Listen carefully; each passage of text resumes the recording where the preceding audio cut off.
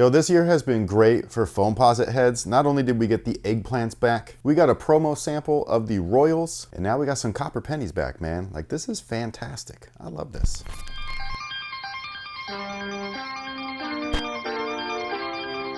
Hey, what's going on, guys? My name's Chris. Welcome back to the official WearTesters.com YouTube channel. Today we got a detailed look and breakdown on these bad boys right here. This is the Nike Air Foamposite 1 in the classic copper colorway. And not classic in the sense that it's an original colorway, because it's not. But as far as I'm aware, this right here is a banger. And I don't even use that word. That's a weird word to even say. But like, this right here is the epitome of penny status. You know what I'm saying? Like, when they came out with this copper it was some next level dopeness. Now, before we deep dive into these bad boys, we do have a quick word from today's sponsor, and that is the good folks over at Sole Premise. Now, in case you've never heard of Sole Premise, they actually offer luxury bags in a wide variety of styles. So whether you're into crossbody bags, duffels, performance duffels, day pack style backpacks, or extra large backpacks for a little bit of a longer trip, they have got you covered. All of their stuff is also TSA approved. It fits in the overhead compartments and underneath the seat in front of you. And yes, I have tried this myself. They are the only bags that I use when I travel. If you're interested in trying out Sole Premise, there is a direct link down below in our description box. Don't forget to use the promo code that you see on the screen right here. It will save you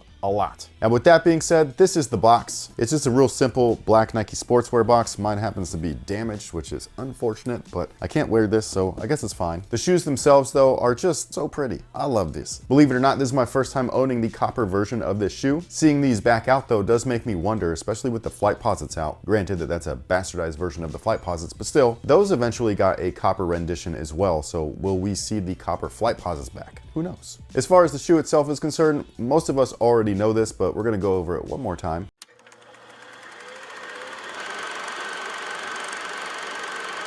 The Nike Air Foamposite 1 made its debut all the way back in 1997. The shoe was originally intended to be for Scottie Pippen, believe it or not. That was a rumor even back then, and not a lot of people believed it, at least until there was actual promo stuff for the Foamposite Pro that used Pippen in some of the ads, even though I don't remember him wearing those. He might have worn the pearls. Maybe there is one image with them. We'll find it if there is. Well, Google's kind of like... We'll try. Yeah, it's a vast space. But either way, as the story goes, the legend himself, Eric Avar, was doing his rounds, talking to his signature athletes. He's the designer of the shoe, by the way, just in case you didn't know. And he brought a big ass bag full of sneakers to Penny Hardaway's house because he was going to be talking to Penny about the next upcoming shoe. Penny saw this shoe, not in this specific colorway, but he saw this shoe poking out of the bag. He grabbed it and was just like, bro, what is this? I need it. It's my next shoe. That's at least the Cliff Note version. Foamposites have been a staple in the sneaker game since '97. They're very popular over in the DMV. It's an East Coast thing. They got some up weather over there, and this shoe is damn near indestructible, so it's great for that. Now, despite them being part of Penny Hardaway's signature sneaker line, it's actually not part of his actual signature sneaker line, the Nike Air Penny series. You know, there's the Nike Air Penny 1, the Air Penny 2, the Air Penny 3, which coincidentally has Foamposite material on it, and then there's the Air Penny 4, and then the sportswear releases, the Penny 5 and Penny 6. This is called the Foamposite 1, though, so it was still designated for him, despite not being an official, like, signature sneaker. And again, despite being made for Penny, the person that debuted them on the basketball court wasn't Penny himself. It was Mike Bibby, a legend in his own right. The shoe features a powerful performance package. Starting with the outsole, we've got translucent rubber here, and I'm happy to say that it's translucent. There's no blue in this. This looks great. And then there's solid rubber herringbone, and you can see that from top to bottom, so that's always a good move too. Which just so happened to be different than what was featured on the Foamposite Pro, which is what we got right here on the right, or your left, right? I'm really bad at that. Hold it up. That's this one, okay? These are different. Still herringbone, but just different.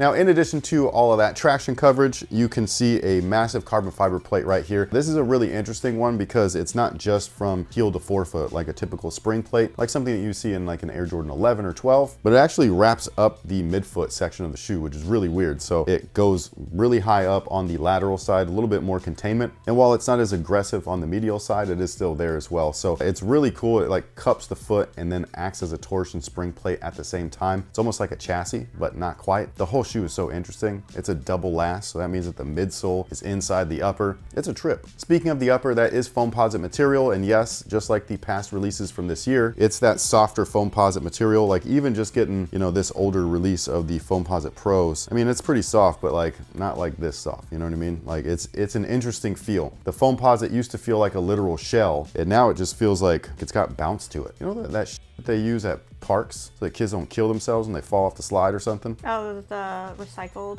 tires? Yeah, that's what this feels like. It's got some like give and receive to it or whatever. I don't know how to, whatever. It's bouncy, okay? Okay. Underfoot is bouncy too because the cushion is fucking wild in this shoe. Like I was saying before, the midsole is double lasted, so it's inside of this shell upper. And there's 2 zoom units in this bad boy, one of which is full length. The other one is just a secondary double stacked in the heel. So you've got double zoom in the back, full length zoom everywhere else. It's beautiful.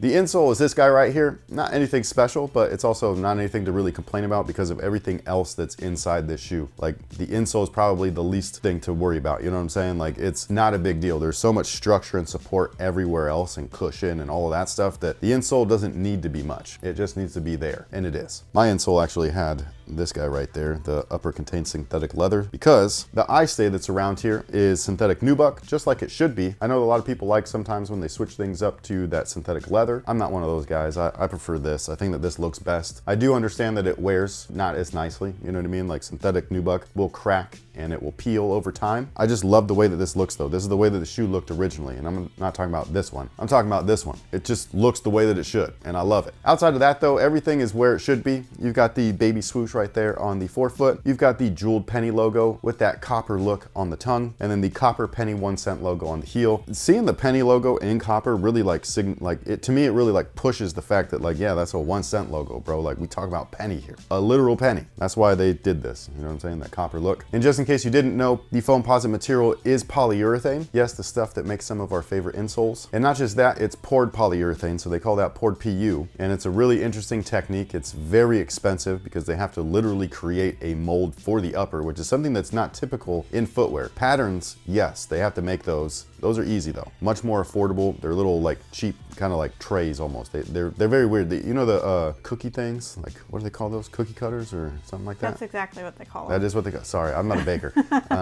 So yeah, but that's exactly what pattern like cutouts look like. They look like cookie cutters. But tooling molds are big beefcakes of stuff, and those things are crazy. And now while the upper molding is not quite like that, it's not as drastic, it's still very similar and a similar process. And then they have to inject the poured polyurethane within that, let it cure, let it cool, make sure that they can treat it for whichever color treatments they decide to do, whether it's glossy and shiny like this, or it's just a really cool vibrant blue like this, or a pearlescent white look like this. And they've done weirder to it too, like these Weathermans. Those are gross.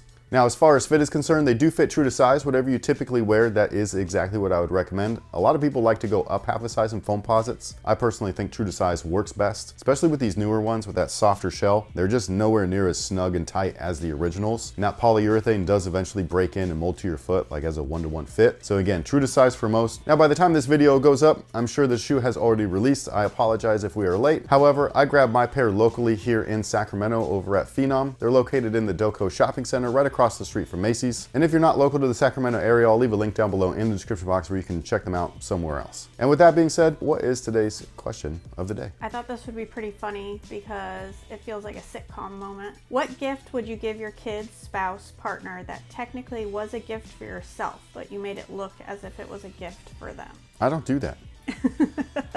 Never? No, I bought me stuff that's now yours. A lot of things. Like everything.